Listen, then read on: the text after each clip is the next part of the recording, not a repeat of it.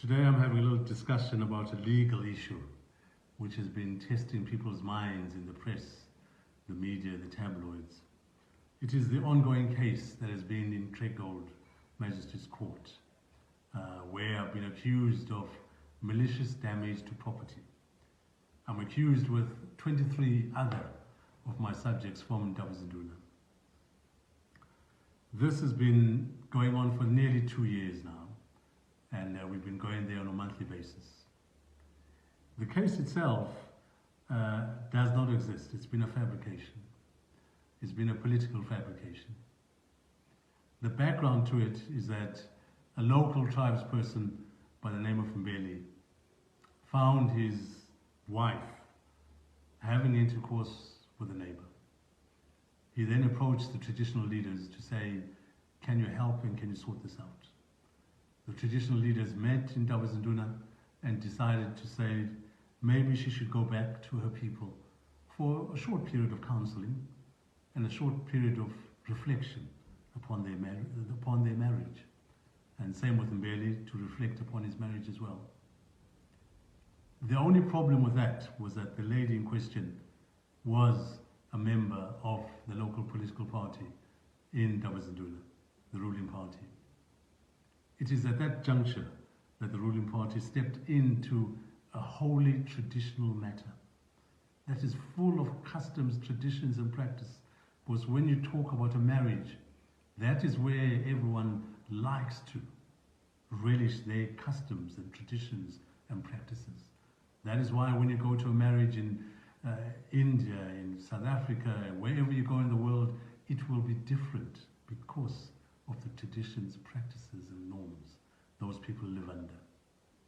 So we were quite at a lost end to say, well, how does politics come into this? But nonetheless, they objected to that and they prevented the solutions we'd advised.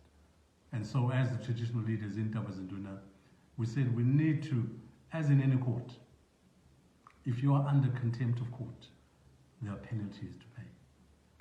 And in this particular place, we chose to remove the hedge fence around Mr. Mbeli's property.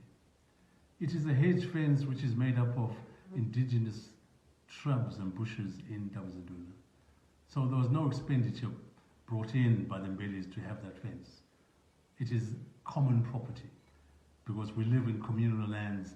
That's what the word says, communal lands. It belongs to everyone. The soil belongs to everyone. The water belongs to everybody. The trees, the shrubs, the bushes belong to everyone. But nonetheless, the political arena under Mr. Obidubofu chose to fabricate a case of malicious damage to property. We have duly gone to these court hearings for over 2 years.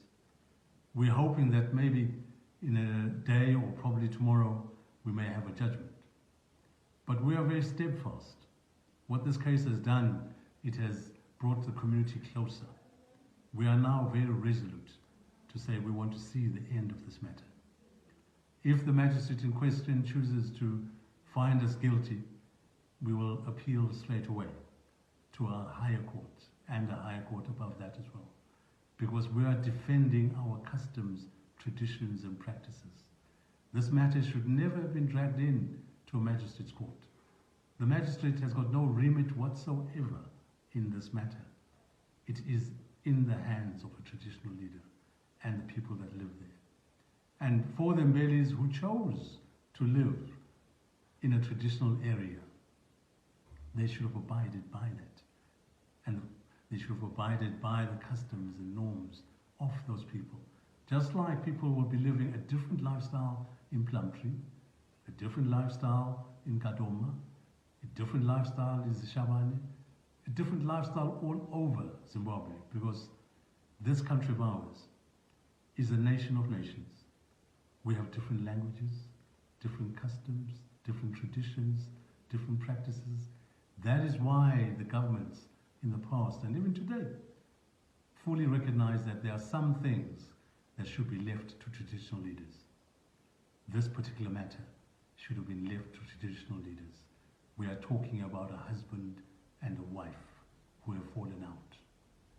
Under our customs, traditions and practices and norms, we have ways of resolving those issues. Every single traditional leader in this land is an arbitrator.